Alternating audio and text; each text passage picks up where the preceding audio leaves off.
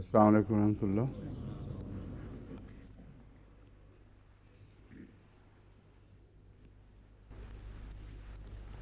أعوذ بالله من الشيطان الرجيم. بسم الله الرحمن الرحيم.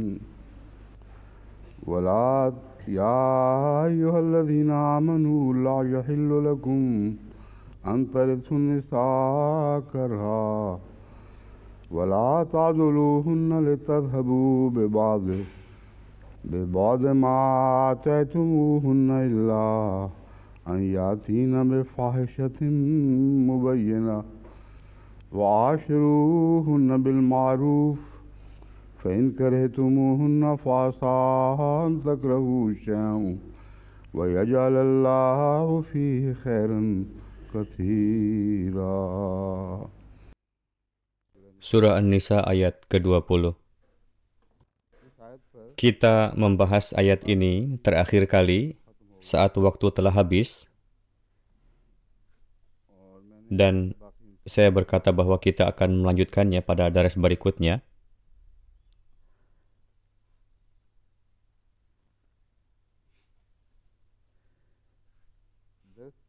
Poin terakhir yang kita diskusikan berkenaan dengan ayat ini adalah tradisi orang Arab, apa yang ingin diakhiri oleh ayat ini, karena ada berbagai alasan yang diberikan oleh para ulama yang berusaha menjelaskan tentang latar belakang dan konteks dari ayat ini. Saya menyampaikan satu riwayat dari buku yang secara khusus menjelaskan masalah latar belakang atau sya'ne nuzul. Penulis buku telah sangat rajin menyusun semua kemungkinan dan rujukan pendukung yang dapat menjadi alasan kenapa suatu ayat diwahyukan.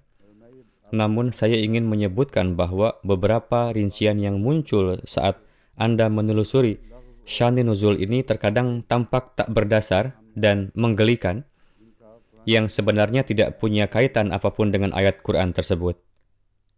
Pula, rincian ini membatasi tema yang diungkapkan dari ayat tersebut dengan suatu kejadian tertentu, padahal tema pada ayat-ayat Al-Quran tidak terbatas hingga hari penghakiman. Oleh karena itu, ayat dan tema-temanya tidak terbatas. Namun peristiwa atau sya'ne nuzulnya merupakan sesuatu yang terbatas hanya pada satu peristiwa. Mempelajari sya'ne nuzul merupakan studi yang baik yang memungkinkan seseorang untuk memahami berbagai aspek sekitarnya berkaitan dengan kenapa suatu ayat mungkin diwahyukan. Namun, tafsir dari para mufassir yang begitu menekankan pada hal ini juga cukup terbatas dalam konteks mereka. Mereka tidak membiarkan pikiran mereka untuk memeriksa aspek yang memungkinkan lainnya berkaitan dengan ayat ini.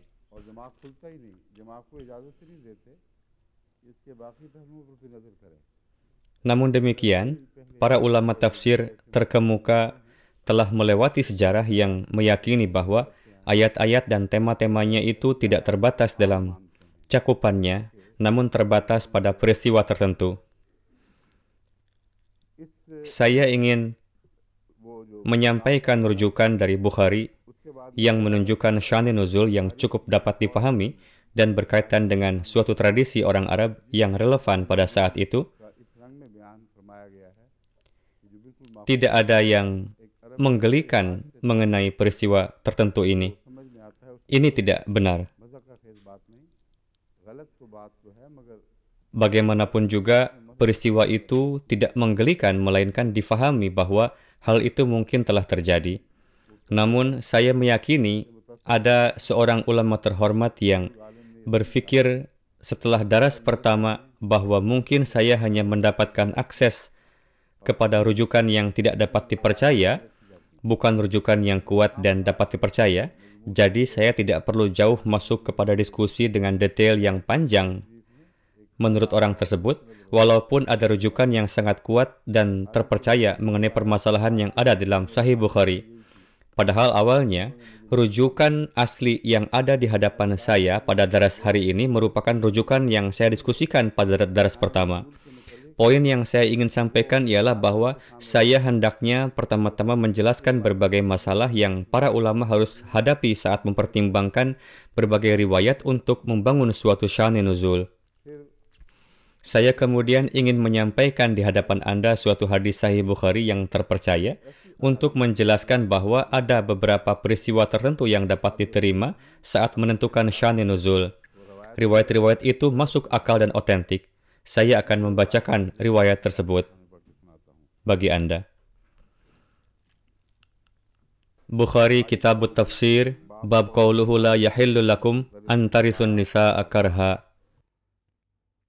An Ibni Abbasin, ya ayyuhalladzina amanu la yahillu lakum an tarithun nisa'a karha wa la ta'dhuluhunna litadhhabu bi ba'di ma ataitumuhunna. Qala kanu idza mata ar-rajulu kana awliya'uhu ahaqqa bi imra'ati in sya'a ba'duhum tazawwajaha wa in sya'u zawwajuha wa in sya'u lam yuzawwijuha fahum ahaqqu biha min ahliha. Fanazalat hadhil ayatu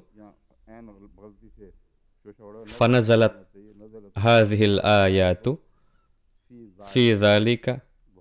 Bukhari Kitabut Tafsir, bab qaulihi la yahillu lakum. Terjemahan ayat ini ialah bahwa saat ayat ya ayyuhalladzina amanu diwahyukan, latar belakangnya menurut Hadrat Ibnu Abbas ialah bahwa para ahli waris dari harta warisan seseorang yang meninggal juga akan berhak mendapatkan istri-istrinya. Mereka bisa menikahi istri-istrinya jika ingin demikian, atau bisa juga mengizinkan mereka untuk menikah dengan orang lain, atau mereka bisa saja memelihara mereka untuk diri mereka tanpa pernikahan, yang berarti bahwa mereka yang merupakan para ahli waris dari harta warisan suami yang meninggal memiliki hak yang lebih besar atas para istrinya dibandingkan kerabat dari istri-istrinya ini. Inilah permasalahannya, dan untuk itu saya ingin menyampaikan sebuah syair Hadrat Nawab Mubarakah Begum Sahibah saat dia dibagikan sebagai harta warisan. Apa yang biasa terjadi ialah bahwa para wanita akan dibagikan kepada kerabat suaminya, dan mereka yang paling berhak terhadap harta warisan tersebut akan memiliki hak yang paling banyak atas mereka. Ini berarti bahwa mereka tidak bisa kembali kepada orang tua mereka, tidak pula mereka bisa dibebaskan.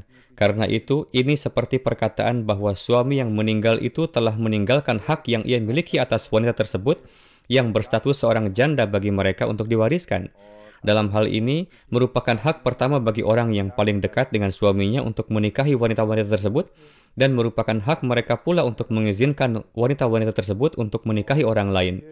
Mereka akan memegang stempel kuasa untuk menikahkan mereka pada orang lain, dan mereka juga memiliki hak untuk membiarkan mereka tidak memperoleh apa yang mereka inginkan, dan tidak pula membiarkan mereka menikah atau melakukan apapun, dan membiarkan mereka dalam status kal mu'allak, dibiarkan tergantung tanpa hak.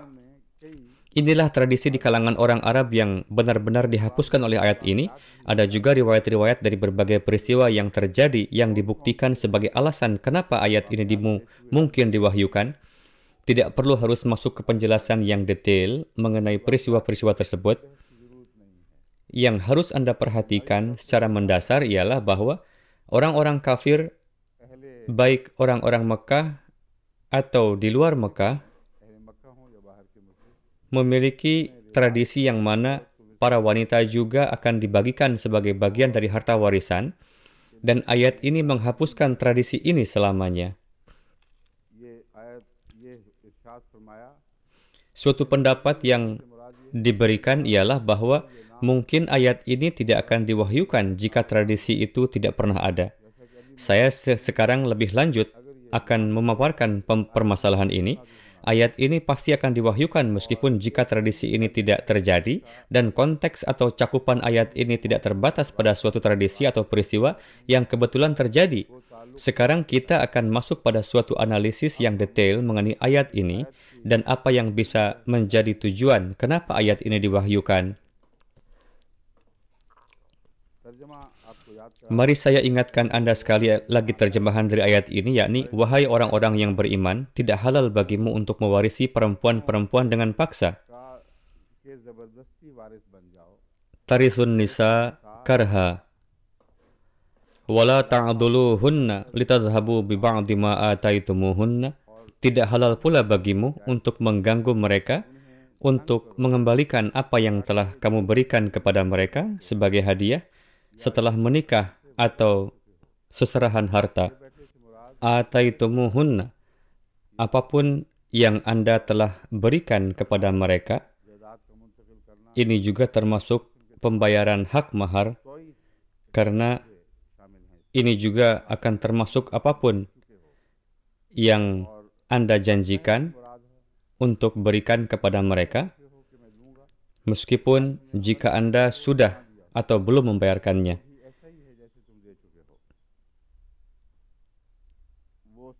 Janganlah mengganggu mereka agar mereka mengembalikan semua harta dan aset yang telah Anda serahkan kepada mereka. Illa ayyatina bifahishatin mubayyinah, kecuali jika mereka melakukan perbuatan keji yang nyata. Kata mubayyinah dan bukan mubayyanah, saya tidak yakin apakah saya memberikan tafsir dengan kata mubayyanah, namun mohon sekarang diingat, sekarang kata mubayyinah. Kata mubayyinah berarti sesuatu yang begitu terbuka dan jelas sehingga tidak mungkin diragukan. Sekali lagi, hal ini kembali kepada poin bahwa ini merujuk pada bentuk perbuatan tidak senonoh yang terbuka sebagaimana yang disebutkan di dalam Al-Quran. Jenis perbuatan yang tidak senonoh ini membutuhkan 4 saksi bagi istri bahwa ia telah melakukan perbuatan keji tersebut, dan ini adalah suatu putusan yang berlaku di bawah peradilan Islam atau suatu pengadilan tidak sah yang Anda buat.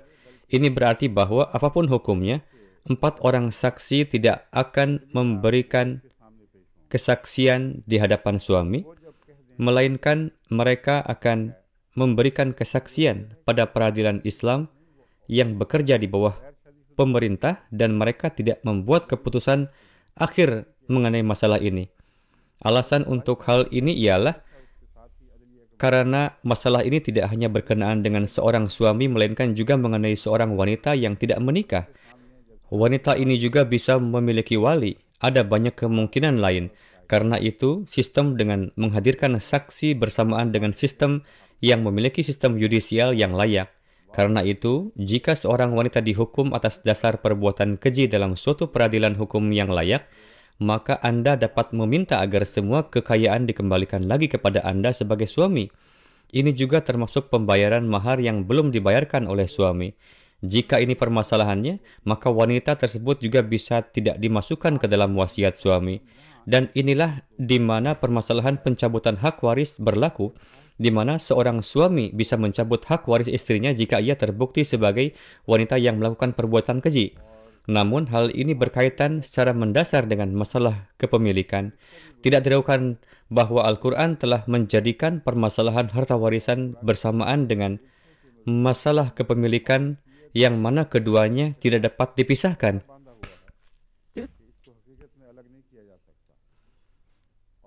Namun aspek ini masih perlu diteliti. Inilah kenapa banyak masalah harta warisan di kalangan kita masih berlanjut.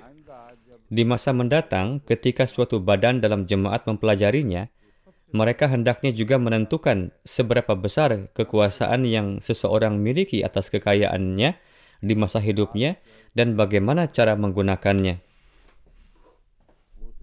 Siapa yang akan diberikan dan siapa yang tidak akan diberikan berkenaan dengan kekayaan itu. Tidaklah benar untuk mengakui beberapa hadis berkenaan dengan ini dan mengabaikan hadis yang lain pada masalah yang sama.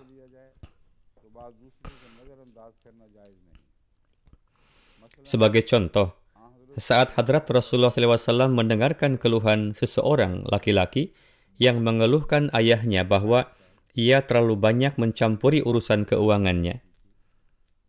Ketika ayahnya dipanggil untuk menjelaskan sendiri kepada Rasulullah SAW, ia menyampaikan suatu cerita yang sangat buruk dan menyakitkan mengenai seluruh skenarionya yang disampaikan dalam bentuk puisi. Ayahnya berkata, "Wahai Nabi Allah, kisah saya adalah sebagai berikut. Saya adalah seseorang yang mengajarkan anak ini berbicara ketika ia kecil dan belum bisa berbicara. Namun kemudian ia akan menyerang saya dengan tombak kata-katanya saat ia belajar bagaimana cara berbicara. Saya mengajarkannya bagaimana cara berjalan pada saat ia tidak dapat berjalan. Saya memegang tangannya di setiap langkah yang ia ambil sebelum ia dapat berjalan sendiri. Namun ia memutuskan untuk naik di atas saya saat ia akhirnya belajar bagaimana cara berjalan sendiri." Hadrat Rasulullah SAW menjadi sangat emosional saat mendengar kisahnya dan kemudian memegang kerah baju anaknya dan menyerahkannya pada ayahnya sambil berkata, "Segala sesuatu yang Anda miliki adalah milik ayahmu." Jadi, inilah pertanyaan-pertanyaan yang berkaitan dengan kepemilikan dan kekuasaan yang perlu disampaikan. Juga terbukti bahwa pembagian harta warisan adalah hak ayahnya. Apa yang harus ditetapkan sekarang ialah apakah harus menetapkan keputusan Hadrat Rasulullah SAW ini pada setiap perkara, atau apakah harus menetapkan bahwa ini adalah wewenang pribadi Rasulullah SAW untuk menerapkannya pada kasus-kasus individu tertentu dan bukan secara umum. Tiada keraguan mengenai kasus ini bahwa campur tangan Hadrat Rasulullah SAW dalam perkara tersebut adalah karena beliau memiliki hak yang lebih besar daripada seorang ayah terhadap umat Islam di dalam umatnya. Bagaimana beliau memiliki hak terhadap masyarakat tersebut sama dengan bagaimana yang kita lihat dalam zaman ini, di mana beberapa anak begitu mencintai orang tua mereka sehingga mereka tidak berani mempertanyakan bagaimana cara orang tua mereka membagikan harta mereka dalam urusan warisan. Mereka menerima setiap keputusan orang tua mereka dan mempercayai segala sesuatu kepada mereka. Bahkan hari ini, ada keluarga di mana para orang tua masih dihormati sebagai kepala utama dalam rumah tangga dan mengenai penghasilan yang diperoleh untuk rumah tangga tersebut terlepas dari seberapa besar yang diperoleh oleh setiap orangnya dan tiada yang mempertanyakannya di dalam rumah tangga tersebut. Terkadang para orang tua mendapatkan penghasilan dari seorang anak dan menggunakannya untuk anak yang lain. Terkadang mereka meminta salah seorang anak mereka untuk membantu anak yang lain yang mungkin sedang kesulitan ekonomi. Inilah perkara internal keluarga yang tidak bisa dipandang dari perspektif undang-undang. Apa yang hendaknya kita lakukan ialah bahwa lihatlah apakah Hadrat Masih Maud salam membuat keputusan serupa atau tidak. Jika beliau membuat keputusan demikian, lalu hal tersebut akan menghilangkan tabir terhadap banyak hadis demikian dan akan menjelaskan kenapa hukum-hukum tertentu diterapkan pada perkara tertentu. Ini juga menjelaskan apakah Rasulullah SAW membuat keputusan tersebut secara umum bagi setiap orang atau apakah ada keputusan tertentu yang beliau buat secara khusus bagi anggota keluarga dari suatu rumah tangga tertentu untuk dipatuhi sebagai suatu perintah.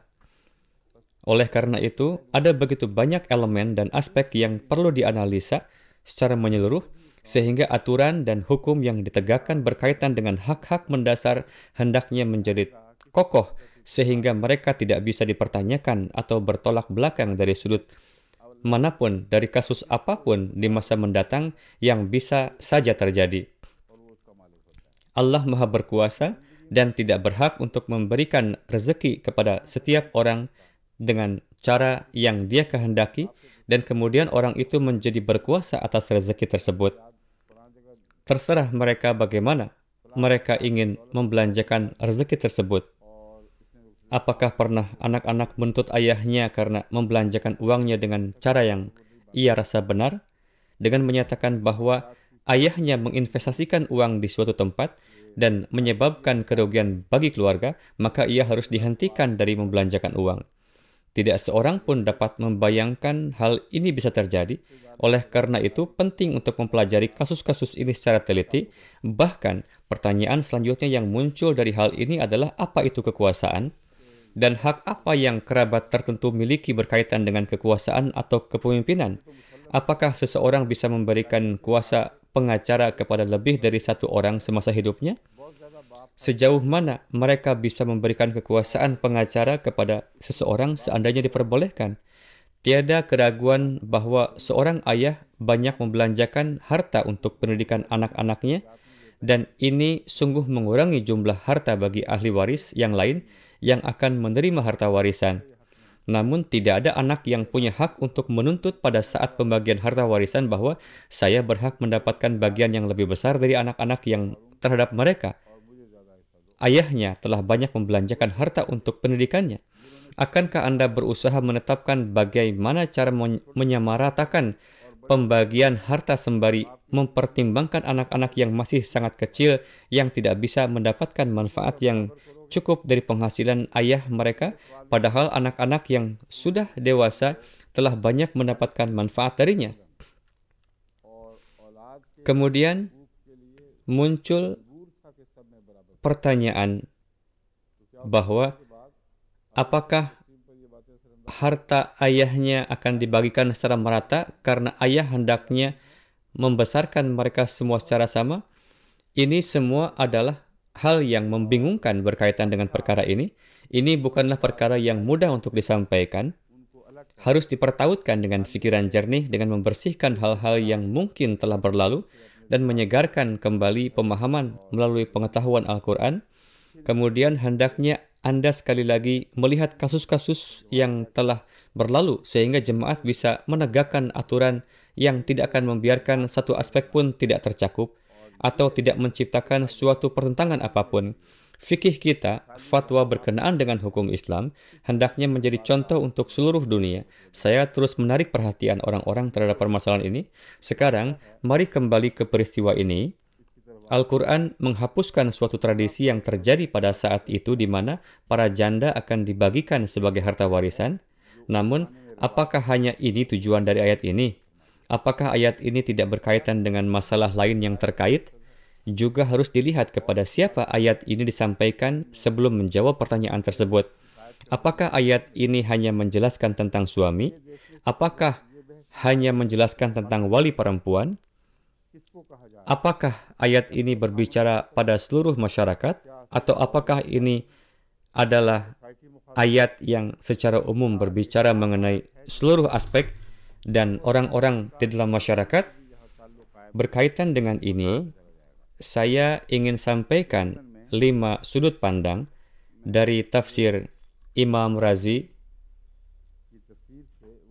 mengenai kepada siapa ayat ini ditujukan.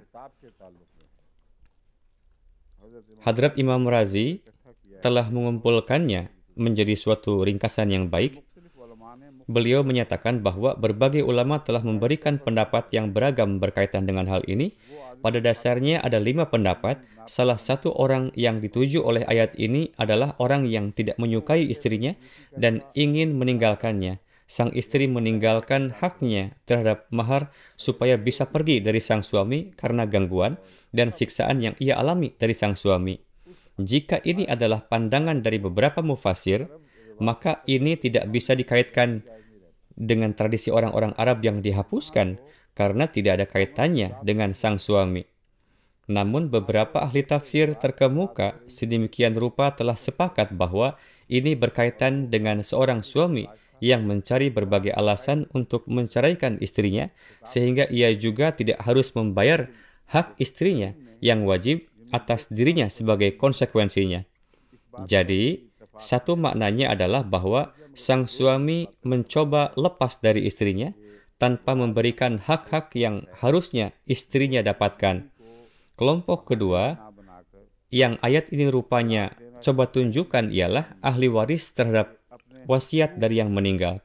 Dikatakan kepada mereka bahwa mereka tidak berhak atas harta warisan dalam pandangan Allah. Kelompok ketiga,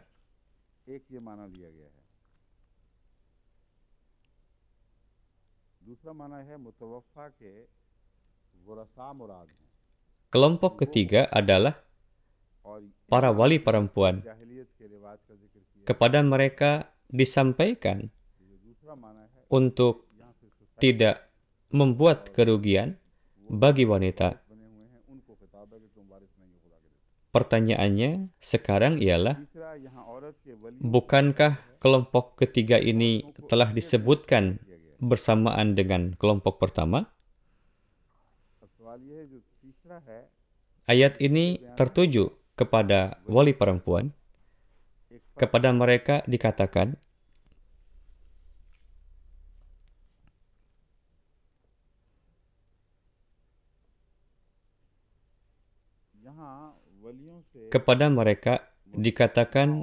untuk tidak membuat kerugian bagi wanita tersebut. Tampak seolah-olah ayat ini sebenarnya tidak merujuk pada wali perempuan tersebut. Dalam hal ini, karena mereka tadi telah disebutkan. Hal ini tidak memberikan suatu ketentuan baru.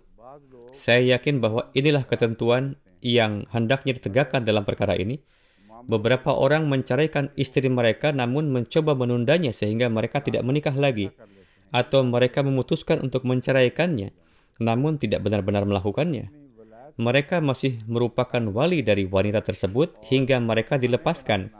Saya yakin laki-laki seperti ini mencoba menjaga hak-hak mereka sebagai wali dan juga menandatangani surat perceraian dengan berbagai alasan hingga wanita itu tidak mampu atau tidak bernilai lagi untuk menikah lagi. Sampai 1 dekade berlalu dan siapapun yang mungkin tertarik untuk menikahinya akan kehilangan minatnya. Inilah bagaimana mereka juga membalas dendam, dan ini jugalah sesuatu yang menjadi cukup nyata akhir-akhir ini. Kita dari waktu ke waktu melihat kasus-kasus demikian.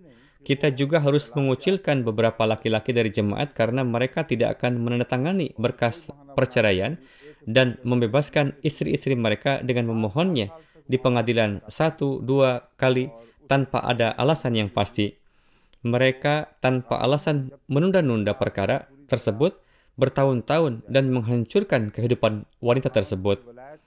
Wanita tersebut tidak punya pilihan selain hidup di bawah perwalian suaminya sampai perceraian selesai secara hukum. Inilah maknanya ketika berkaitan dengan wali bahwa mereka masih ingin menyebabkan beberapa kerugian melalui taktik balas dendam, meskipun mereka ditunjuk sebagai wali, meskipun mereka diperintah untuk jujur saat menjalaninya. Yang keempat ialah ditujukan kepada suami. Mereka biasa menceraikan para wanita dan tidak mengizinkan mereka menikah kembali pada zaman jahiliyah. Ini juga selaras dengan tradisi tersebut. Perbedaan yang mereka coba gambarkan di sini ialah bahwa ini merupakan suatu yang biasanya terjadi pada zaman jahiliyah, yang berarti bahwa zaman jahiliyah ini telah kembali karena begitu banyak kasus rumah tangga demikian ditemukan dalam dunia umat Islam. Ada laki-laki jahat dan kejam yang menggunakan pernikahan sebagai sarana membalas dendam. Mereka menjaga para wanita tetap terikat kepada mereka di bawah alasan pernikahan. Karena itu, menurut Hadrat Imam Razi, ayat ini menghapuskan tradisi yang dulu terjadi, dan aspek yang paling penting dari ayat ini ialah bahwa pada umumnya, ayat ini tertuju pada permasalahan yang juga dapat muncul di masa depan. Ayat ini tidak diwahyukan berdasarkan satu kejadian atau tradisi, melainkan juga mempertimbangkan cara umum bagaimana laki-laki memperlakukan istri-istri mereka pada saat adanya perselisihan atau ingin meninggalkan mereka, atau ketika ia telah menemukan wanita lain yang ia ingin jalin hubungan dengannya, dan oleh karena itu ia meninggalkan istrinya, atau mungkin ia ingin menghindari membayar mahar yang telah ditentukan pada saat sebelum pernikahan. Ayat ini juga tertuju pada berbagai cara yang seorang suami dapat gunakan untuk mendapatkan kembali hadiah atau harta yang ia mungkin telah berikan kepada istrinya sebelum menceraikannya. Ayat ini berlaku pada semua kemungkinan tersebut. Ayat ini juga tertuju pada tradisi lainnya seperti yang saya telah sebutkan di awal, yang saya diberitahu mengenai suatu keluarga Ahmadi oleh keluarga Ahmadi lainnya yang mengenal baik mereka bahwa mereka secara sengaja menjaga anak-anak perempuan mereka di rumah, membiarkan mereka menua tanpa menikah sehingga kekayaan keluarga tetap terjaga. Ini juga berada di bawah permasalahan harta warisan yang masih terjadi saat ini. Mereka tidak mengizinkan anak-anak perempuannya menikah dengan saudara laki-laki dari anak perempuan itu atau mendapatkan bagiannya dalam harta warisan. Anak perempuan akan membawa bagian harta warisannya ke dalam keluarga barunya jika mereka diizinkan menikah. Jadi ayat tersebut menyampaikan banyak perkara yang terjadi secara umum dan juga sejauh mengenai ayat litadhhabu bi ba'di ma ataitumuhunna illa ayyatina bifahishatin mubayyinah. Ini khususnya berkaitan dengan perkara perbuatan keji yang nyata. Ada beberapa laki-laki yang menuduh istri-istrinya mereka berselingkuh ketika tidak ada lagi alasan lain yang dapat digunakan. Beberapa orang terus berkata bahwa kami mengetahui sejak malam pertama bahwa istri-istri kami adalah orang yang tidak senonoh. Jadi, jika Anda mengetahuinya sejak malam pertama, lalu kenapa Anda tidak angkat bicara pada saat itu? Itulah saatnya untuk membuat kasus yang meyakinkan. Namun mereka membiarkannya dan memperoleh anak-anak dari wanita ini, dan bertahun-tahun telah berlalu di mana para wanita ini menua. Kemudian sangatlah tidak wajar menuduh bahwa wanita tua malang itu berbuat tidak senonoh berdasarkan pengetahuan yang diperoleh sejak malam pertama. Ini adalah bentuk perbuatan keji yang melampaui batas. Karena itu memberikan label telah membuat tidak senonoh merupakan suatu tren yang terjadi bahkan hari ini. Oleh karena itu, Al-Quran telah memperingatkan orang-orang mengenai tuduhan tersebut. Ada saat ketika para wanita terlibat aktivitas demikian dan kemudian meminta berpisah dengan suami mereka karena sikap suami mereka terhadap mereka. Saat saya menghentikan mereka dari berbuat demikian dan saya terkadang juga telah mengucilkan mereka dari jemaat karena Al-Quran tidak mengizinkan siapapun untuk terlibat dalam perbuatan tidak senonoh, dan jika Anda berpikir bahwa suami Anda berlaku demikian, maka Anda hendaknya mengamalkan li'an, yakni bersumpah atas tuduhan terhadap seseorang kepada suami Anda. Anda bisa memberikan kesaksian terhadap suami Anda dan ia juga akan memberikan kesaksian terhadap Anda. Dalam kedua kasus tersebut, Anda bisa mengamalkan cara li'an atau meminta berpisah sebelum perselingkuhan. Sekarang telah berlalu 20 hingga 25 tahun dan anak-anak Anda telah dewasa dan Anda menuduh suami Anda sebagai orang yang tidak menghormati wanita dan melakukan berbagai hal yang keliru. Islam tidak mengizinkan hal ini bagaimanapun juga, dan kesaksian demikian terhadap suami akan dianggap keliru. Jika perintah Al-Quran diamalkan dalam pengadilan hukum, maka orang yang membuat tuduhan tersebut akan menerima 80 cabukan, dan Allah Ta'ala lebih lanjut menjelaskan mengenai hal ini dengan berfirman, "Ashiruhunna bil ma'ruf." Mengapa kemudian Anda mengatakan hal-hal terkait perbuatan tidak senonoh? Mengapa menodai hubungan baik yang Anda miliki dengan pasangan Anda selama bertahun-tahun demi mendapatkan uang? Anda tidak diharapkan mengambil kembali apa yang telah Anda berikan kepada istri-istri Anda dan atau mencari-cari alasan untuk tidak memenuhi janji Anda kepada mereka.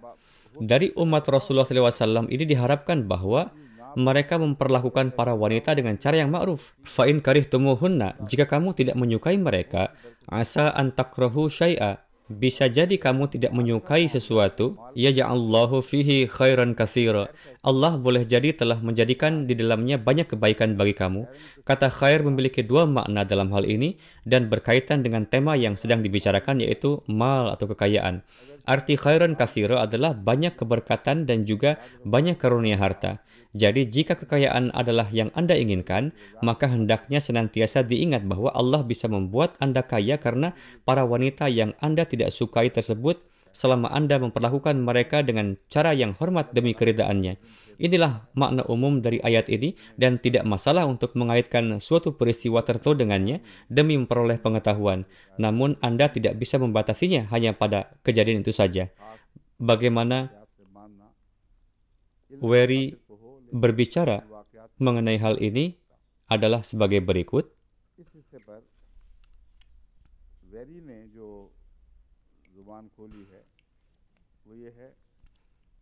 Artinya, kecuali jika mereka bersalah atas ketidaktaatan atau atas perbuatan yang memalukan.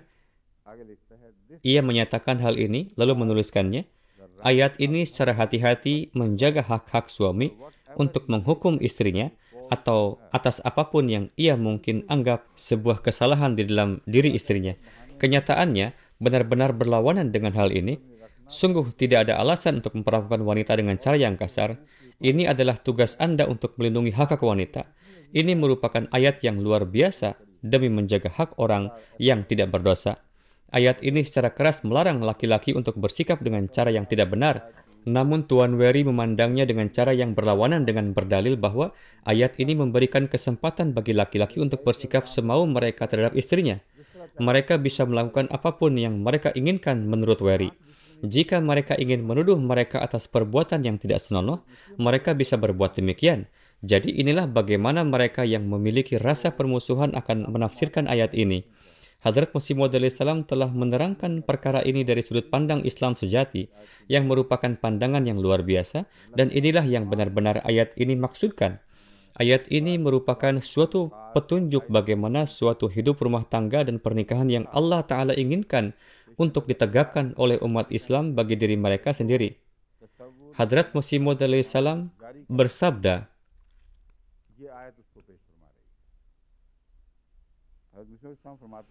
orang-orang telah melakukan kesalahan dalam hal bagaimana bersikap terhadap para wanita dan anak-anak, dan mereka telah tersesat dari jalan yang benar dalam hal ini. Al-Quran menyatakan, Ashiruhunna bil ma'ruf, yang berarti bahwa hendaknya kamu memperlakukan para wanita dengan cara yang baik dan terhormat. Namun orang-orang memperlakukan mereka dengan cara sebaliknya. Ada dua jenis orang dalam hal ini. Ada suatu kelompok orang yang benar-benar tidak menghargai wanita dari sudut pandang agama. Perkara dalam hal ini adalah perbuatan tidak senonoh. Oleh karena itu, Hadrat Masih Maud alaihissalam telah mengangkat poin yang sangat menarik berkaitan dengan ini. Beliau menyatakan bahwa alasan kenapa beberapa wanita akhirnya menjadi tidak senonoh dalam perangai dan perbuatan mereka ialah disebabkan karena laki-laki yang memberikan mereka begitu banyak keleluasaan sehingga membuat mereka melewati batasan-batasan itu. Hal ini disebabkan karena mereka tidak peduli dengan apa yang sedang dilakukan oleh istri-istri mereka, atau seberapa larut istri mereka bergadang, atau kemana mereka pergi. Sang suami ini tidak mendengarkan orang-orang yang membicarakan istri-istri mereka mengenai hal-hal ini. Oleh karena itu, Anda bertanggung jawab atas konsekuensinya karena keleluasaan yang telah Anda berikan kepada para wanita tersebut. Beliau bersabda, beberapa di antara mereka mendapatkan begitu banyak keleluasaan untuk melakukan apapun yang mereka inginkan. Agama tidak memiliki dampak terhadap kehidupan mereka, dan mereka bisa melakukan hal-hal ini yang bertentangan dengan ajaran Islam. Mereka tidak bertanggung jawab terhadap siapapun. Ini adalah gambaran suatu kelompok laki-laki yang telah membiarkan keleluasaan ini, padahal ada kelompok lain yang tidak memberikan mereka kebebasan, melainkan memperlakukan mereka begitu barbar, seolah-olah mereka sedang berinteraksi dengan hewan dan bukan manusia. Islam hendaknya berada di tengah dan seimbang. Anda akan menyimpang dari kebenaran jika Anda condong ke kiri atau ke kanan, sembari berjalan di jalan yang tengah dan seimbang ini. Beliau bersabda bahwa laki-laki hendaknya sama-sama bertanggung jawab karena memberikan kebebasan kepada para wanita untuk meninggalkan cara-cara Islam dan menuju masyarakat dan perkumpulan yang non-agamis, sedangkan aspek lainnya benar-benar mengikat mereka. Membandingkan hal ini dengan contoh Khali'ur Rasul sangat menarik. Maksudnya ialah tali yang Anda lingkarkan ke leher seekor hewan agar hewan tersebut bergerak sedikit lebih leluasa dan lebih jauh dari batasannya. Saat jalan pagi, kita melihat orang-orang dengan anjing mereka yang terikat dan terkadang melonggarkan talinya agar sedikit memberi keleluasaan kepada anjingnya. Namun ini bisa menjadi bahaya bagi orang lain. Mereka telah memperkenalkan tali yang baru yang bekerja dengan cara bahwa tali itu dapat dilonggarkan dan diketatkan dengan suatu tombol. Andaikan saja tali tersebut ditemukan dalam masyarakat Islam yang dapat dilonggarkan atau diketatkan sesuai dengan keinginan, para suami sedikit pun tidak berani mempertanyakan istri-istri mereka, dan mereka juga tidak punya kuasa atas anak-anak mereka. Sang ibu juga mempengaruhi anak-anak mereka, sementara sang ayah hanya bisa menonton atau tidak melakukan apa-apa berkenaan dengan hal tersebut. Dalam beberapa kasus, ayah adalah orang yang memiliki pola pikir yang sangat bebas, dan itulah saat ibu menjadi tidak bersalah. ada kasus di mana kebebasan pola pikir suami memberikan kebebasan bagi istrinya, namun istrinya lebih suka menjaga batasannya atas dasar ketakwaannya. Namun kebebasan membawa pada keleluasaan. Inilah kenapa saya pernah menyebutkan bahwa anak-anak sering mengikuti orang tua yang mengikuti suatu jalan yang bebas dan liberal jika ada di antara kedua orang tua memberikan kebebasan kepada yang lain. Ini disebabkan karena memberikan keleluasaan itu lebih mudah. Karena hidup seharusnya suatu peningkatan yang sulit ke arah ketakwaan, dan inilah peningkatan yang ingin diraih oleh para orang tua yang bertakwa dan memiliki perhatian. Jalan untuk meraih standar moral yang tinggi adalah fakku raqabatin,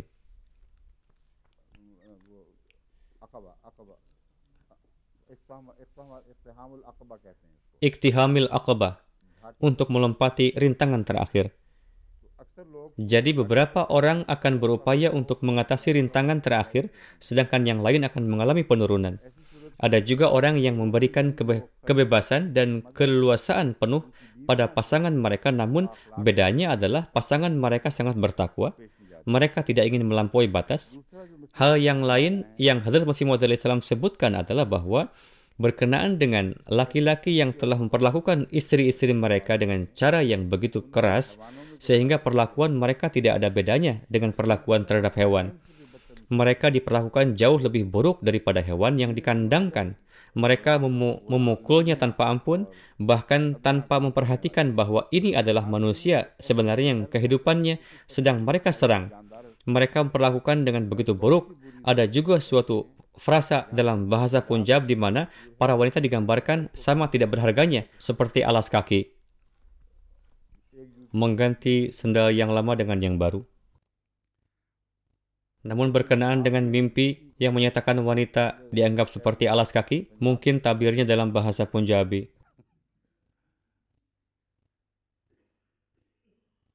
Namun terkadang mengganti terus-menerus alas kaki,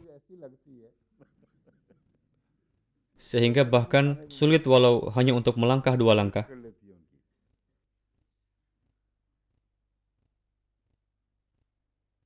Untuk melepaskan sepatu dan mengenakan sepatu yang lain, ini adalah pemikiran yang sangat berbahaya dan bertentangan dengan ajaran Islam. Hadrat Rasulullah SAW merupakan teladan yang ideal, dan kita harus melihat bagaimana beliau memperlakukan wanita dengan penuh rasa hormat. Aku menganggap bahwa laki-laki tersebut sebagai seorang pengecut yang beraninya melawan wanita. Hadrat Masih Maud alaihissalam juga menulis berkaitan dengan keluhan yang beliau terima mengenai beberapa wanita yang sangat bimbang dengan pilihan kata-katanya dan tidak menaruh rasa hormat kepada suaminya. Hadrat Masih Maud alaihissalam telah memberikan beberapa komentar berkenaan dengan mereka, dan tampak seolah-olah sabda yang berkaitan dengan mereka itu begitu kuat sehingga sabda tersebut dapat diamalkan secara umum. Meskipun sabda tersebut memiliki latar belakang yang spesifik berkaitan dengan mereka, apa yang akan berlaku selamanya ialah yang disebutkan di dalam Al-Quran, dan ini adalah salah satu di antaranya. Adalah diizinkan untuk berlaku ketat terhadap wanita, dan tidaklah diizinkan bagi para wanita untuk berbuat kasar dan tidak hormat kepada suaminya. Tidaklah benar bagi istri untuk hidup dari penghasilan suami dan melakukan perbuatan di luar izinnya. Istri tersebut tidak punya hak untuk menghabiskan kekayaan suami tanpa izin suami. Permasalahan ini sama dengan Khalilur Rasul. Sabda yang berkaitan dengan perkara ini cukup kuat, dan hal itu membuatnya tampak seolah-olah Hadrat Masih Maud alaihissalam secara umum meyakini bahwa para wanita hendaknya dibatasi dan diperlakukan seperti budak. Tidaklah boleh untuk menerbitkan suatu kutipan sampai kutipan yang memberikan gambaran utuhnya diterbitkan bersamaan dengan itu. Saya pernah menjadi sangat sedih membaca sesuatu seperti ini, karena ini terjadi kepada saya bahwa ini adalah masa di mana Islam sedang diserang dari kiri dan kanan dan tengah, namun orang-orang menerbitkan kutipan demikian tanpa pertimbangan. Anda mengetahui dengan baik bahwa tujuan dari misi Hadrat Masih Maud alaihissalam tidaklah tercakup pada kutipan tersebut. Tidak ada yang akan memahami pandangan Hadrat Masih Maud alaihissalam yang sebenarnya sebelum Anda memberikan kutipan yang lain yang memberikan gambaran utuh. Oleh sebab itu, saya telah memilih beberapa kutipan ini sehingga saya bisa memberikan gambaran yang benar mengenai jemaat dan Hadrat Masih Maud alaihissalam kepada Anda.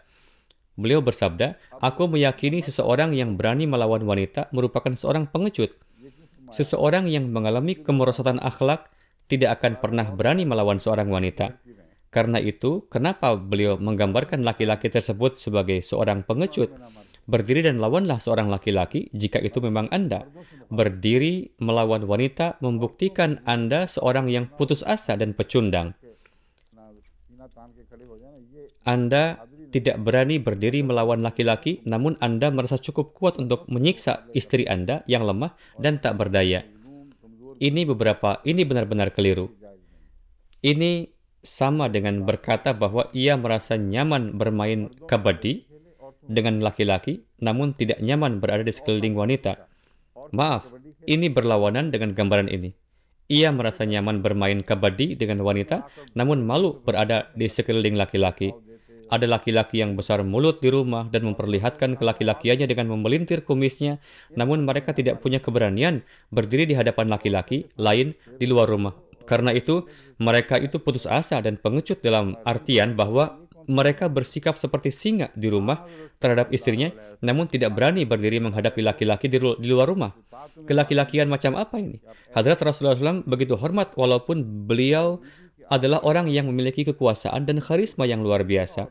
Beliau tetap berdiri meskipun jika seorang wanita yang memiliki kuasa yang sangat kecil atau derajat yang rendah di masyarakat akan menemui beliau, dan beliau tidak akan duduk sebelum wanita tersebut memberikan izin untuk duduk.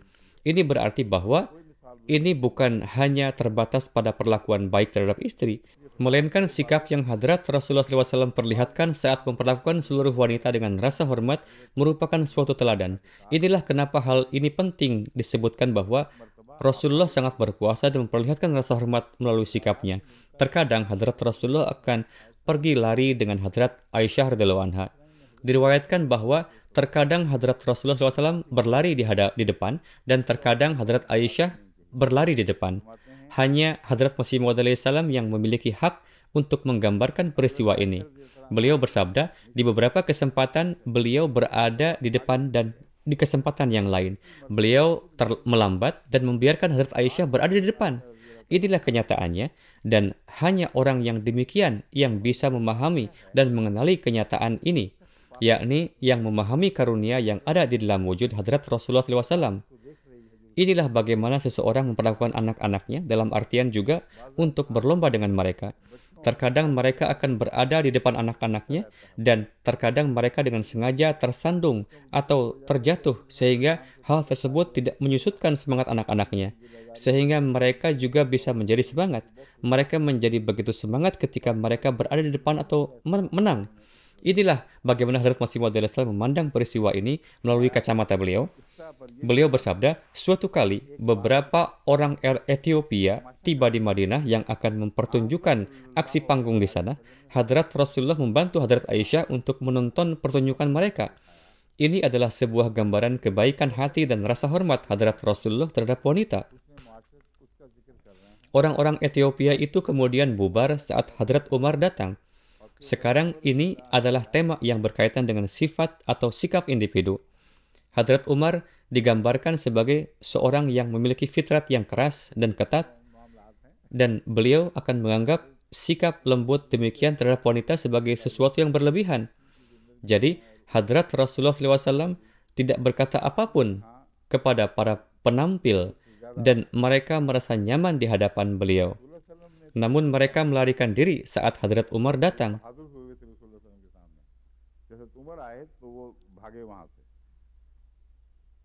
Ashiruhunna bil ma'ruf. Beliau lebih lanjut bersabda bahwa nikah adalah perjanjian mutualisme antara laki-laki dan wanita. Oleh karena itu, jangan coba-coba menodai perjanjian Anda terhadap pihak lain. Allah Ta'ala berfirman dalam Al-Quran, wa ashiruhunna bil ma'ruf, yang berarti bahwa kamu hendaknya memperlakukan istri-istri Anda dengan kebaikan dan rasa hormat. Kata ashiru dalam hal ini memiliki dua aspek yang telah digarisbawahi oleh Hadrat Masih Maud alaihissalam, di mana beliau bersabda bahwa Salah satu dari dua aspek itu merujuk pada hadis yang mana Hadrat Rasulullah SAW bersabda bahwa yang terbaik di antara kalian adalah yang berbuat baik terhadap istrinya. Oleh karena itu, Anda harus berupaya bersikap baik terhadap istri-istri Anda secara rohani dan jasmani, juga menghindari perceraian. Karena yang paling hina dalam pandangan Tuhan ialah ia yang cepat-cepat menceraikan istrinya. Janganlah tergesa-gesa melepaskan istri Anda seolah-olah mereka adalah bagian yang dapat dibuang dari diri Anda meskipun Tuhanlah yang telah menyatukan Anda. Ini adalah tema yang sama yang juga disampaikan dalam ayat ini. Dalam artian bahwa Tuhan sedang mencoba untuk menyadarkan umat Islam dengan cara mengatakan kepada mereka bahwa mereka telah kehilangan akal mereka saat mereka membuat suatu keputusan besar seperti perceraian terhadap hal-hal yang remeh-temeh, bahwa Anda membuat tuduhan yang tidak benar terhadap para wanita agar terhindar dari membayar apa yang telah menjadi kewajiban untuk Anda berikan. Ini bukanlah apa yang Tuhan harapkan dari Anda. Inilah yang Hadrat Masih Maud Islam jelaskan berkaitan dengan ayat ini. Beliau lebih lanjut bersabda dalam kitab Tuhfa Gloria halaman 15 dalam catatan kakinya, juga Arba'in halaman 3 catatan kaki nomor 38, bahwa Al-Quran memerintahkan Anda untuk tidak mengambil kembali gunung emas yang telah Anda berikan kepada istri Anda pada saat perceraian, meskipun jika Anda memberikannya tanpa rasa cinta. Ayat dan aspek ini dikaitkan dengan ayat selanjutnya.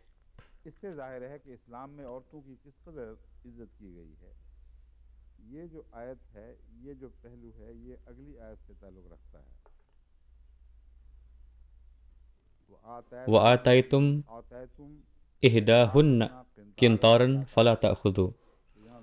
Orang yang menyusun semua kutipan ini berbuat demikian untuk mendukung ayat pertama, padahal ini dikaitkan dengan ayat selanjutnya. Namun ada satu rujukan terhadap ayat ini juga, karena Hadrat Masih Maud Islam biasanya memberikan satu tafsir berkenaan dengan 2-3 ayat secara bersamaan. Terkadang hal itu berkaitan dengan tema-tema dari satu ayat dan terkadang berkenaan dengan tema-tema lainnya. Oleh karena itu, orang yang menyusun kutipan tersebut melakukan hal yang benar dalam hal ini. Bagaimanapun juga Hadrat Masih Maud Islam bersabda bahwa Allah Ta'ala memerintahkan laki-laki dalam Al-Quran, Ashiruhunna bil ma'ruf, Anda hendaknya bersikap positif terhadap istri Anda, sehingga setiap orang berakal dapat melihat bahwa Anda berlaku baik dan menghormati mereka. Hadrat Masih Maud Islam telah memberikan makna kata ma'ruf. Ma'ruf merujuk pada sesuatu yang dapat diterima dan secara dawam terjadi di masyarakat. Jadi berkaitan dengan Ashiruhunna bil ma'ruf, beliau memberikan satu sudut pandang yang baru yang belum tersentuh oleh ulama manapun. Beliau menyatakan bahwa makna kata ma'ruf mencakup bahwa standar kebaikan dan rasa hormat Anda kepada istri hendaknya menjadi teladan bagi masyarakat, sehingga mereka hendaknya memberikan kesaksian terhadap sikap baik Anda. Namun masyarakat terdiri dari berbagai orang yang berbeda-beda. Oleh karena itu, Hadrat Masih Maud Islam telah menyertakan suatu syarat yang sangat menarik dengan kata ma'ruf, yakni bahwa setiap orang yang berakal hendaknya memberikan kesaksian atas sikap baik dan hormat Anda terhadap istri Anda. Sekarang ini adalah tema yang sangat menarik dan terbatas. Pertanyaan yang beliau sentuh ialah bahwa tidak setiap orang memiliki kemampuan dan kuasa untuk melihat urusan rumah tangga setiap orang. Maka, bagaimana ini bisa menjadi ma'ruf atau diketahui dengan baik mengenai bagaimana cara ia bersikap? Beliau bersabda bahwa orang yang bijaksana bisa mengetahuinya dari gaya hidup dan perangai seseorang mengenai apa yang tampaknya sedang terjadi di balik tirai. Mereka bisa menilai bagaimana tampaknya kondisi rumah tangga itu. Jadi, kata bijaksana telah memberikan suatu sudut pandang baru bagi seluruh permasalahan ini dan menutup pintu spekulasi. Bisakah seseorang sekarang menyatakan bahwa kita mungkin hendaknya mencari tahu apa yang sedang terjadi di dalam rumah tangga orang-orang untuk melihat bagaimana mereka saling bersikap? Hal ini telah dihentikan dan telah dibuat jelas bahwa Anda pasti mempunyai rasa pengertian agar dapat mengetahuinya. Orang-orang yang memiliki perasaan dan hikmah adalah mereka yang belum melihat Tuhan dengan mata jasmani, namun mereka melihat Tuhan di dalam tidur mereka saat mereka terbangun, dan mereka melihatnya di mana-mana dari kacamata rohani. Apakah mereka sudah melihat Tuhan dengan mengintipnya dengan mata mereka? Tentu tidak, melainkan ini adalah kemampuan yang mereka anggap sebagai ulul albab. Mereka yang memiliki hikmah bisa melakukannya, melihat Tuhan dengan mata rohani. Oleh karena itu, pilihan kata yang digunakan oleh Hadrat Masih Maud alaihissalam sesuai dengan Al-Quran. Hanya seseorang yang memiliki kemampuan mempelajari Al-Quran begitu mendalam yang bisa mengungkapkan sabda tersebut. Sebaliknya, tidak mungkin bagi seseorang yang biasa untuk mampu memahami detail yang berbelit-belit ini atau melihat kata-kata yang halus tersebut yang ditemukan di dalam Al-Quran. Oleh karena itu, Anda harus sabar mengenai segala jenis sikap dan perasaan wanita, di samping perbuatan tidak senonohnya. Sekarang, hal ini bahkan menjadi lebih menarik. Inilah tafsir dari ayat ini, dan Anda tidak akan bisa menemukan suatu tafsir yang kaya seperti ini, meskipun jika Anda menganalisa semua tafsir selain ini. Beliau bersabda bahwa satu-satunya alasan yang ada bagi laki-laki ialah bahwa para wanita melakukan perbuatan tidak senonoh. Sebaliknya, mereka tidak memiliki hak untuk menggunakan kelemahan lain yang mereka miliki sebagai alasan terhadap mereka, dan kemudian menggunakan alasan itu untuk menghapuskan mereka dari hak-hak mereka. Hanya perbuatan tidak senonoh yang jelas dan nyata yang dapat menjadi alasan yang valid. Sebaliknya, Tuhan tidak mengizinkan Anda untuk menghapuskan para wanita dari hak mereka terhadap mahar. Beliau bersabda bahwa Anda hendaknya sabar menghadapi semua sikap dan perasaan para wanita, kecuali perbuatan tidak senonohnya yang nyata. Beliau lebih lanjut bersabda, "Saya mendapati sangat memalukan untuk melawan seorang wanita, sementara ia adalah seorang laki-laki. Kita telah dijadikan sebagai laki-laki oleh Allah Ta'ala, dan ini bahkan suatu penunaian penuh terhadap karunia-Nya, dan cara untuk mensyukurinya ialah dengan bersikap baik dan hormat kepada para wanita. Aku ingat bahwa aku pernah berbicara dengan suara tinggi kepada istriku. Aku katakan kepadanya untuk melakukan ini dan itu, namun aku merasa suaraku menjadi tinggi disebabkan oleh rasa sakit yang aku rasakan di dalam hati. Aku tidak menganggap meninggikan suara itu sebagai suatu yang wajar, melainkan itu adalah tangisan rasa sakit yang aku rasakan di dalam hati yang kemudian terungkap melalui lidahku. Juga aku tidak mengatakan sesuatu yang menyakiti perasaan istriku." Beliau bersabda bahwa beliau sepenuhnya memahami apa yang beliau kerjakan. Beliau tidak mengatakan sesuatu yang keras yang bukan berasal dari rasa sakit di dalam hati beliau, dan beliau sangat berhati-hati dalam pilihan kata-katanya sehingga hal tersebut tidak menyakiti perasaan istri beliau. Saya kemudian memohon ampun untuk jangka waktu yang sangat lama setelahnya, dan aku secara khusyuk melaksanakan salat nafal dengan ketulusan dan penghambaan diri yang sempurna.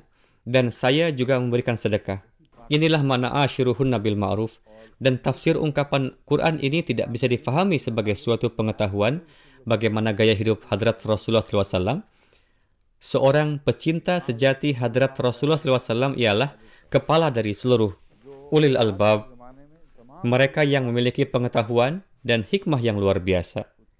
Beliau membaca dan memahami segala tanda dan kualitasnya, juga hikmah di baliknya yang dimiliki Hadrat Rasulullah SAW sejak 13 abad yang lalu, dan beliau menghidupkannya sekali lagi melalui sabda-sabdanya. Beliau kemudian menentukan jalan bagi diri beliau sendiri, yakni ini. Bagaimana bisa seorang Ahmadi berjalan berlawanan dengan ajaran ini dan mencari alasan untuk menyakiti, memukulnya, dan menganiaya wanita, sementara ia juga menyatakan diri sebagai pengikut dan khadim sejati Hadrat Masih Maud alaihissalam? Jika ia tidak bisa berjalan di atas jalan Rasulullah SAW dengan benar-benar mengikuti Hadrat Masih Maud alaihissalam. Inilah kenapa tema ini sangat penting. Beliau juga memberi sedekah, dan beliau mungkin menganggap bahwa beliau secara tidak sadar melakukan kesalahan. Inilah jalan ketakwaan yang bahkan tidak bisa terbayangkan oleh siapapun untuk bisa berjalan di atasnya.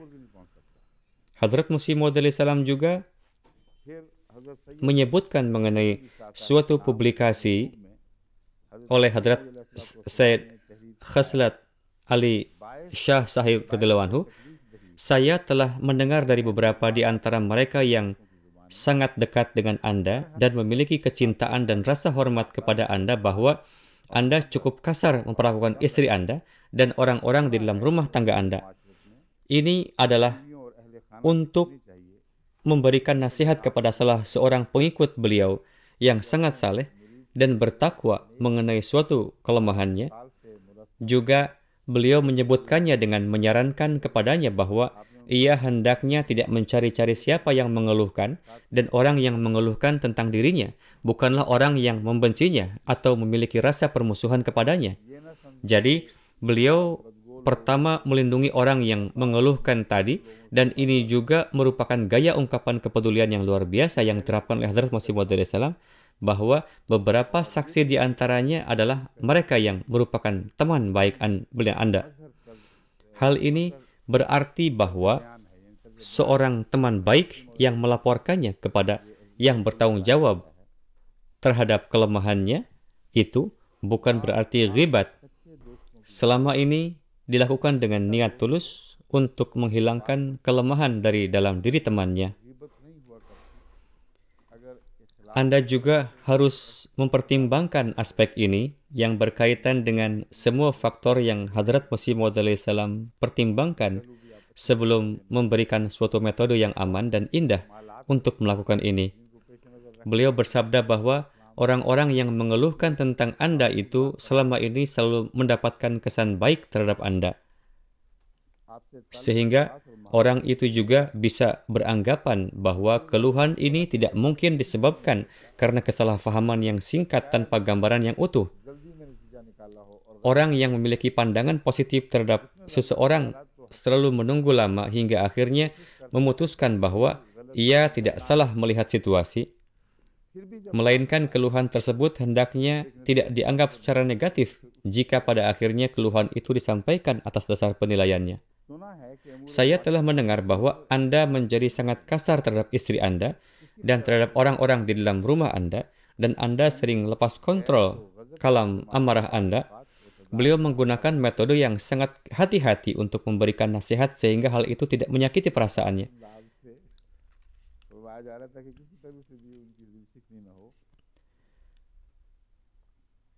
Terkadang Anda lepas kontrol saat sedang sangat marah.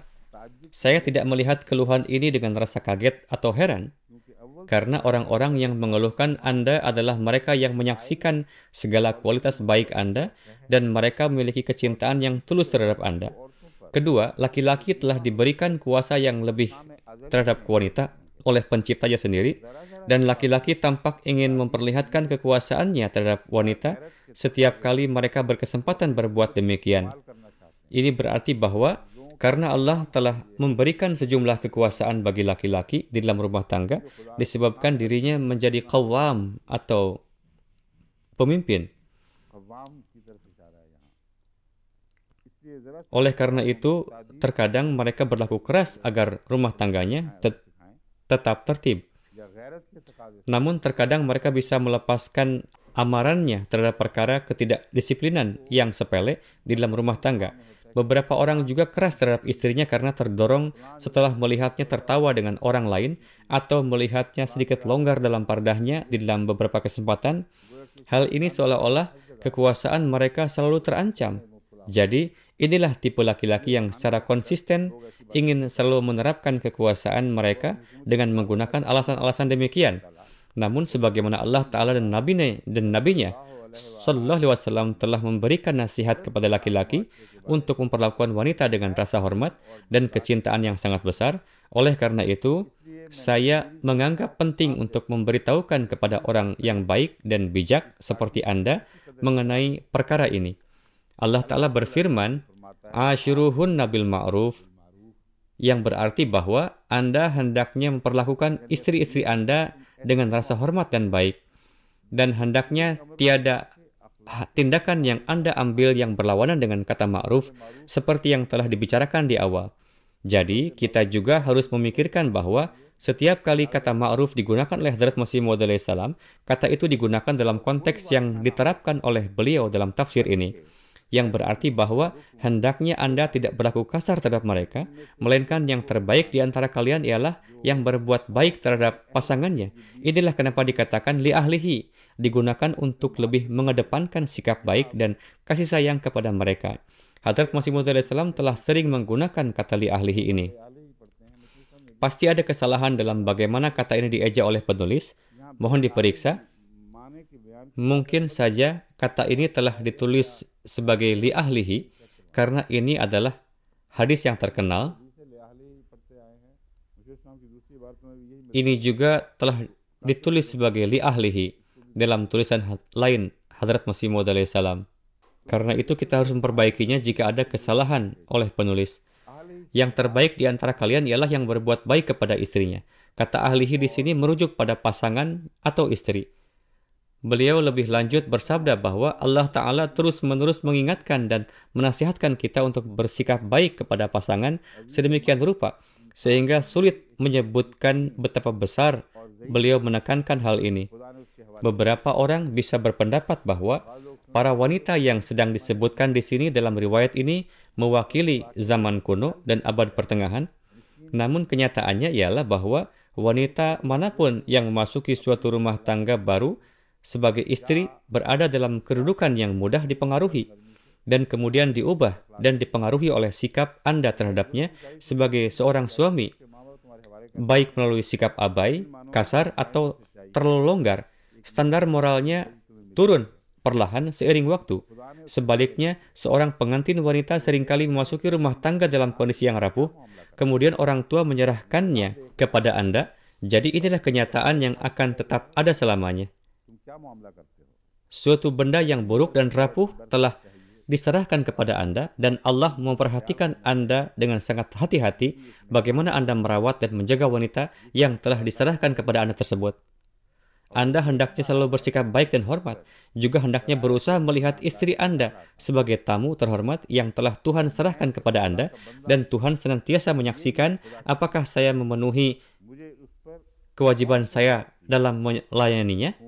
Juga saya adalah seorang laki-laki dari Tuhan, dan wanita ini juga seorang wanita dari Tuhan. Saya hendaknya tidak bersikap tidak adil dan barbar terhadapnya. Anda harus selalu memperlihatkan kasih sayang kepada istri-istri Anda, dan Anda hendaknya selalu mengajarkan agama kepada mereka. Alasan kenapa ada penyebutan mengajarkan agama ialah karena bisa jadi ada laki-laki bertakwa yang bisa beralasan bahwa istri-istri mereka tidak cukup beragama, yakni mereka tidak tahu cara berwudu atau tidak cukup mengetahui masalah-masalah agama. Para wanita tidak diajarkan secara agama dengan baik di masa lalu dalam beberapa kasus, dan beberapa wanita akan memasuki rumah-rumah atau kampung-kampung tanpa pengetahuan sebelumnya mengenai agama atau iman.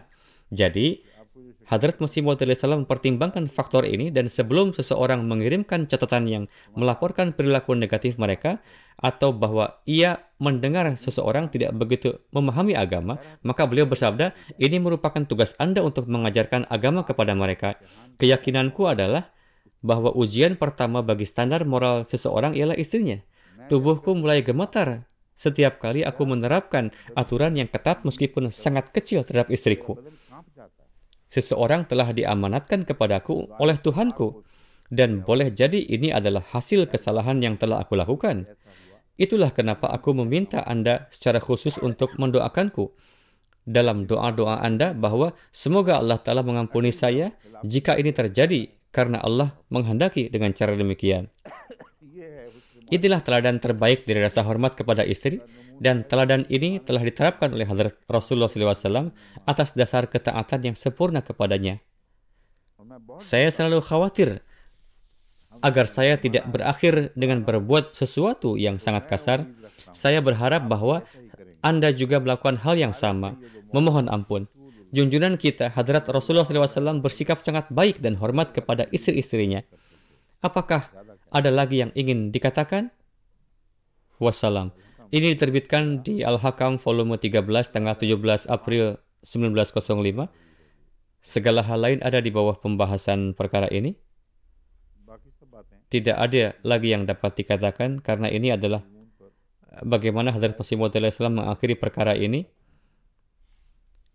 Sebelum berpindah ke ayat selanjutnya, ada disebutkan untuk bersikap baik dan hormat dalam memperlakukan wanita. Hadrat Masih Maud telah menyebutkan di suatu tempat bahwa ini tidak hanya berarti memperlakukan istri-istri Anda dengan baik, melainkan untuk memperlakukan setiap orang dengan baik. Oleh sebab itu, saya akan menyebutkan saudara perempuan saya, Amatul Basit Sahibah, di bagian akhir daras bahwa ia menulis surat kepada saya mengatakan bahwa dalam perkara pembagian harta warisan, bagian laki-laki setara dengan bagian dua wanita itu hanya terjadi dalam kasus kalala, yakni seorang yang tidak memiliki orang tua atau anak sebagai ahli waris.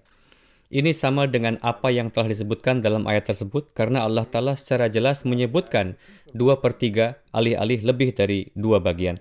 Oleh karena itu, tidak perlu menganalisa lebih lanjut mengenai hal ini, mengingat ini telah dibuat sangat jelas oleh Al-Quran.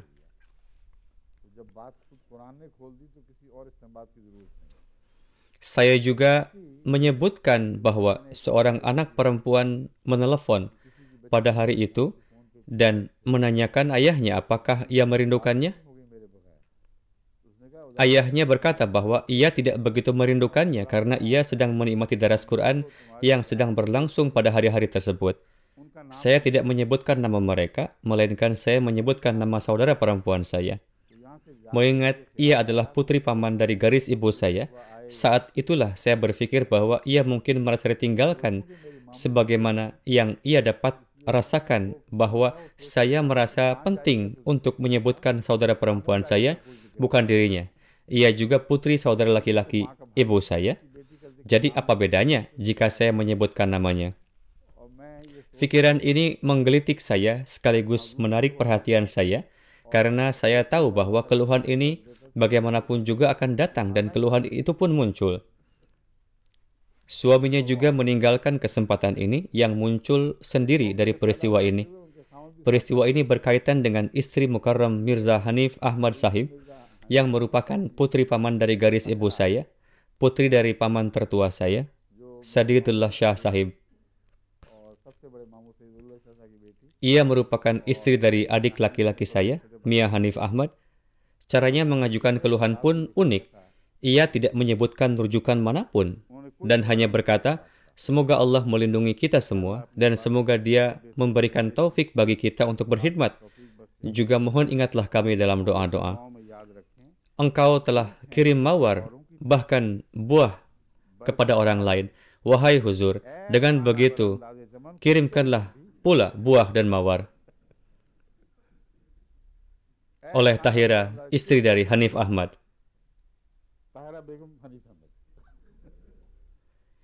Jadi saya menjawab keluhan ini dengan membacakan syair Anda. Kedua, saya ingin menjelaskan beragam tipe fraseologi dalam bahasa Urdu. Ada frasa bahasa Urdu untuk memberikan bunga. Jadi ia telah membalas dendam dengan memberikan bunga bahwa saya telah mengirimkan bunga dan buah kepada yang lain. Saya juga menyebutkan sesuatu yang berkaitan dengan keluhan yang diterima oleh ulama terkemuka terdahulu. Saya rasa kita tidak perlu membahas itu lagi. Ada riwayat yang lemah yang telah kita diskusikan dan kritik secara detail, dan pada dasarnya ini merupakan aspek yang sangat penting. Jadi saya telah menjelaskan kepadanya bahwa saya terkadang memilih beberapa rujukan yang diragukan untuk dibandingkan dengan rujukan terpercaya lain. Dan ini adalah untuk menunjukkan bahwa tidak semua riwayat dan rujukan itu lemah. Beberapa riwayat yang tidak terpercaya dapat terbukti jelas dari kata-katanya, sementara keotentikan riwayat lain begitu jelas sehingga mereka tidak dapat ditolak.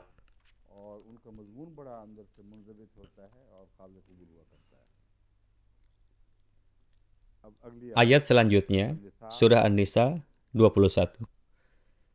A'udzu billahi minasyaitonir rajim. Bismillahirrahmanirrahim. Wa in aradtum istibdala zawjim makana zawji wa ataitum ihdahunna qintara fala ta'khudhu minhu syai'a ata'khudhunahu buhtanan wa isman mubina.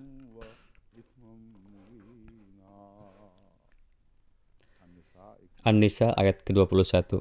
Jika kamu hendak mengambil seorang istri sebagai ganti yang lain, dan kamu telah memberikan harta yang banyak kepada salah seorang dari mereka, maka janganlah mengambil kembali darinya walaupun sedikit. Wa ataitum ihdahuma qintaran. Kamu telah memberikan kepada salah seorang dari mereka harta yang banyak, janganlah mengambilnya. Fala ta'khudhu minhu syai'a. Kamu dilarang mengambil kembali walaupun sedikit. Ata'khudhunahu buhtana wa itsman mubina. Akankah kamu mengambilnya dengan dusta dan dosa yang nyata? Ini berarti bahwa walaupun Anda praktis hanya mengambil kembali harta tersebut, namun Anda juga melakukan dosa besar dengan berbuat demikian. Maukah Anda mengambil kembali harta tersebut dengan berbuat dosa? Satu aspek dari hal ini ialah istibdala zaujim makana zauji. Ini menjelaskan kepada kita bahwa fitrat manusia lebih suka menikah hanya satu kali, walaupun ada izin untuk menikah lagi. Tidak pula ini menjadi hukum yang umum di berbagai negara untuk mengizinkan pernikahan yang legal lebih dari sekali. Ayat ini tidak memberikan nasihat untuk menikahi istri yang kedua sembari masih memiliki istri yang pertama. Melainkan ayat ini menyatakan bahwa orang-orang pada umumnya tidak suka memiliki dua istri dalam satu rumah tangga. Tidak pula istri tersebut umumnya menghargai suami mereka yang memiliki istri yang lain. Mereka condong memiliki suatu syarat bahwa tidak akan ada istri lain lagi bagi suaminya. Hadrat Masih Maud Islam juga menyebutkan bahwa para istri bisa memiliki perjanjian sebelum nikah, bahwa suami mereka tidak akan menikah lagi. Sementara orang-orang telah menolak hal ini karena tidak ada disebutkan mengenai perjanjian sebelum nikah seperti ini di dalam Al-Quran. Nikah merupakan suatu perjanjian dan tidak boleh ada syarat luar biasa dalam perjanjian demikian. Ini adalah perjanjian yang terbuka dan jelas, dan hal ini memberikan kalian hak penuh untuk menyetujuinya atau tidak menyetujuinya. Jika Anda membuat syarat sesuai dengan perjanjian tersebut dan kemudian melanggar syarat tersebut, Anda tidak akan melanggar syariat, melainkan hanya akan melanggar syarat tadi itu saja. Jadi jika syariat mengizinkan hingga 4 istri, namun Anda telah setuju untuk hanya menikahi satu orang, yakni istri Anda, ini berarti bahwa Anda akan diberi hukuman karena melanggar syarat dengan istri Anda, dan bukan karena melanggar syariat. Anda akan berada dalam masalah karena melanggar perjanjian tersebut, bukan karena melanggar izin untuk menikahi hingga 4 istri. Hanya saat Anda menikahi istri yang kelima, barulah Anda melakukan perbuatan yang tidak sah. Karena itu, adalah wajar untuk melepaskan hak yang sah secara hukum demi perjanjian pribadi. Syarat inilah yang dibuat untuk melepaskan hak-hak yang sah secara hukum itu. Jika tidak, maka hukum itu akan diterapkan. Jadi berkaitan dengan pertanyaan mengganti istri, apa makna dari kata kintar, dan khususnya dari Kamus Bahasa Arab? Ada banyak pandangan yang berbeda berkaitan dengan hal ini. Beberapa orang meyakini bahwa ini merujuk pada sebuah kantong yang berisi uang sekitar 10.000 yang dikenal sebagai bidratum mubaddaro. Ini hanya akan dikenal sebagai kintar jika jumlahnya besar. Beberapa orang juga telah menaksir auqiyah dan menyebutkan sejumlah auqiyah tertentu akan dihitung sebagai kintar. 1/12 pon sama dengan 1 auqiyah. Ini berarti bahwa sejumlah emas dan perak tertentu akan sama dengan 1 kintar. Ini semua adalah perdebatan yang tidak relevan. Kintar adalah frasa yang menggambarkan jumlah bertonton atau sejumlah harta atau emas yang bergunung-gunung. Sebagaimana yang Hadrat Masih Maud Islam sebutkan bahwa ini seperti memberikan pasangan Anda harta yang jumlahnya sebesar gunung. Jadi, pada dasarnya ini seperti mengatakan bahwa Anda tidak punya hak untuk meminta sejumlah harta yang Anda telah berikan kepada istri-istri Anda, meskipun jika jumlahnya sebesar gunung. Saya sekarang akan membacakan berbagai macam terjemahan yang telah dilakukan terhadap kata kintar, sama dengan berat 12 auqiyah emas, 12.000 dinar, 12.000 auqiyah, 70.000 dinar, 100 pon emas atau perak, sejumlah emas atau perak yang bisa dinilai dalam tas yang terbuat dari 1.000 dinar kulit banteng. Ini juga membawa pada pertanyaan seberapa besar harusnya banteng tersebut. Haruskah itu banteng Spanyol yang digunakan untuk pertarungan banteng, atau banteng malnutrisi yang temukan di Afrika? Ataukah itu lembu jantan yang disembelih tukang jagal di negara kita, di Pakistan? Walaupun mereka hampir tidak mendapatkan dagingnya di tubuh hewan itu. Sebagaimana yang Anda bisa lihat, ini adalah perdebatan yang aneh dan tiada artinya. Poin utama yang perlu difahami ialah bahwa kata kintar dalam bahasa Arab berarti banyak harta, harta yang dibagikan dalam jumlah banyak. Ada aspek menarik lainnya yang muncul ketika membaca berbagai tafsir kata kuntar. मसलन ये कहा जाता है Sebagai contoh, dikatakan bahwa Hadrat Umar radhiyallahu anhu एक दफा इसे इस्तेमाल pernah फरमाया menyebutkan berkenaan dengan ini. वो फिर बाद में Yang akan disampaikan kemudian.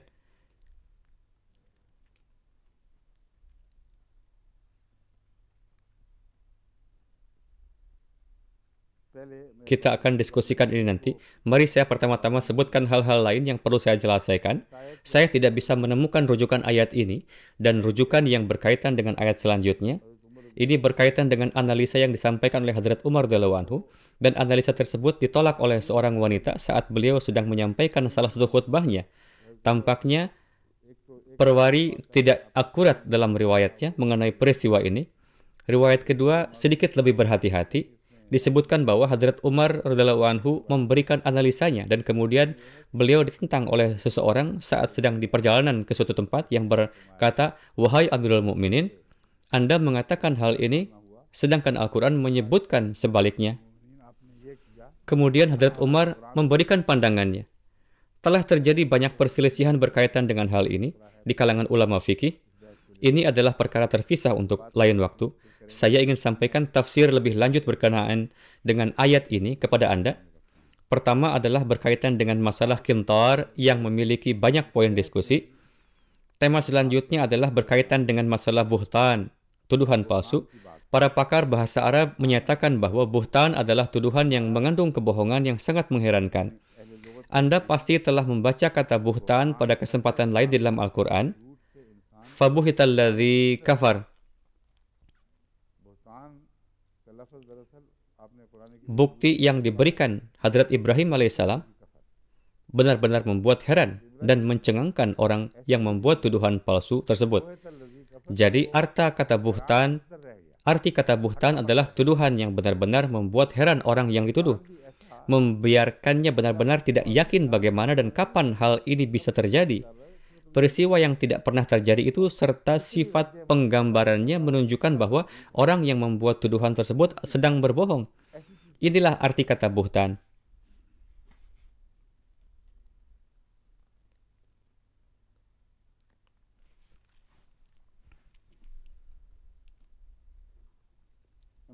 Allama Zamakhsyari menulis dalam tafsir Kasyaf bahwa dulu pernah ada sebuah tren di mana orang-orang yang ingin menikahi seorang wanita baru akan menuduh istri-istrinya telah berbuat senonoh atau selingkuh, sehingga ia bisa mengambil kembali uang dan harta yang telah ia berikan kepada istrinya tadi, sehingga ia bisa gunakan untuk menikahi wanita lain.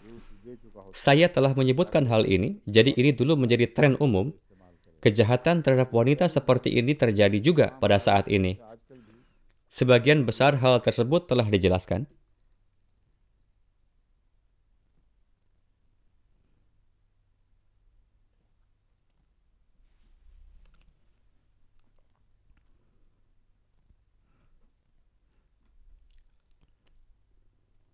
Saya akan memberitahukan kepada Anda jika saya menemukan hal yang baru. Saya rasa tidak ada lagi masalah yang perlu disampaikan berkenaan dengan ini. Oh iya,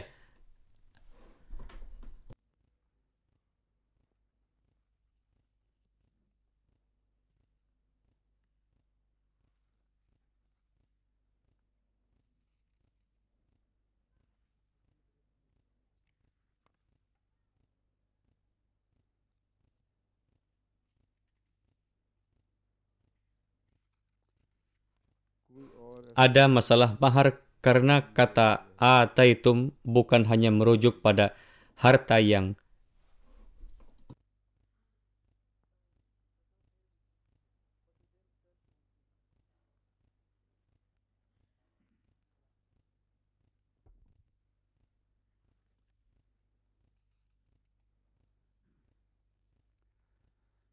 Anda telah serahkan kepada wanita sebagai hadiah, tetapi juga jumlah mahar yang seharusnya Anda berikan kepada mereka. Arti lainnya ialah bahwa tidak ada jumlah spesifik yang ditentukan saat mengumumkan jumlah hak mahar atau jumlah mahar yang ditentukan. Dan Anda bisa mengumumkannya sebanyak yang Anda inginkan. Dan ini juga menjadikan riwayat tersebut bahan diskusi yang mengenainya saya telah sebutkan. Beberapa orang yakin bahwa ayat ini bisa digunakan sebagai bukti untuk mewajibkan menetapkan jumlah mahar yang sangat tinggi. Jadi, riwayat tadi yang mereka gunakan untuk mendukung teori ini menyatakan bahwa suatu kali Hadrat Umar radhiyallahu anhu berdiri di atas mimbar dan menyatakan, berhati-hatilah, jangan berlebihan membelanjakan harta sebagai mahar bagi wanita. Seorang wanita berdiri pada saat itu dan berkata, "Wahai Ibnu Khattab, Allah Ta'ala lah yang memberikan kita hal ini, dan Anda berdiri sebagai penghalang untuk hal itu."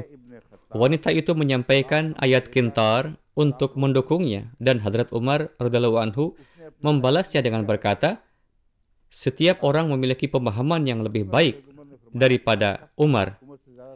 Ini berarti bahwa tidak hanya Hadrat Umar yang telah menerima tuntutan wanita tersebut, namun juga menyatakan bahwa ini adalah suatu umat di mana setiap orangnya jauh lebih bijak daripada saya. Seolah-olah hanya khalifah sajalah yang tidak memiliki perasaan sedikit pun. Ini adalah konteks yang keliru karena gaya ungkapannya menunjukkan kekecewaan terhadap perkara tersebut. Hadrat Umar radhiyallahu anhu benar-benar memahami makna berlebihan membelanjakan harta yang kaitannya dengan mahar. Beliau tidak meyakini bahwa arti ayat ini ialah bahwa orang-orang secara jelas telah berlebihan terkait jumlah mahar yang mereka tentukan. Melainkan beliau memahami bahwa orang-orang bisa menentukan jumlah yang lebih besar selama mereka bisa memenuhinya, alih-alih repot-repot menentukan jumlah yang besar tanpa mempertimbangkan kemampuan untuk memenuhinya. Karena itu Hadrat Umar tidak menjawab usulan wanita tersebut, melainkan mengungkapkan kekecewaannya terhadap komentar wanita tersebut. Beliau kecewa saat berkata, tampak seolah-olah setiap orang jauh lebih bijak dari saya. Apalagi yang dapat saya katakan, mufassirin salah memahami hal ini dengan beranggapan bahwa ini adalah pengakuan Hadrat Umar, dan oleh karena itu mereka telah salah membuat tafsir yang panjang dan detail mengenai berapa jumlah mahar seharusnya. Seolah-olah Hadrat Umar membuat suatu keputusan lalu menariknya kembali, walaupun tiada yang menunjukkan bahwa ayat ini tidak berbicara mengenai berlebihan dalam membelanjakan harta saat Hadrat Umar sedang berbicara mengenai hal itu. Dari mana datangnya konsep membelanjakan harta secara berlebihan? Itu jika Anda telah menyiapkan mahar dalam jumlah yang sangat besar karena Anda mampu memenuhinya. Para mufassirlah yang salah mengartikannya menjadi pembelanjaan harta secara berlebihan dan tidak perlu yang berkaitan dengan pembayaran mahar, walaupun Hadrat Umar tidak bermaksud demikian. Seseorang bisa menetapkan jumlah maharnya sesuai dengan kemampuannya sendiri, tidak perlu seberapa besarnya. Namun ayat ini tidak mendukung mereka yang menetapkan mahar yang berlebihan untuk pamer atau untuk bersaing dengan yang lain dalam hal pamer harta. Apakah ini mendukung hal tersebut? Karena itu, Hadrat Umar telah menyatakan sesuatu yang benar-benar sesuai dengan permasalahan, sedangkan wanita ini telah salah faham, dan Hadrat Umar tidak menerima penafsiran wanita itu mengenai hal ini, sembari mengungkapkan kekecewaannya dengan berkata, tampaknya Anda memahami hal ini lebih baik daripada saya. Poin utamanya ialah bahwa Al-Quran tidak mengizinkan berlebih-lebihan, namun mengizinkan jumlah mahar yang ditetapkan sesuai dengan kemampuan seseorang. Saat ini waktu sudah hampir habis. Kita akan lanjutkan pembahasan kita mengenai ayat selanjutnya kemudian nanti. Assalamualaikum warahmatullahi wabarakatuh.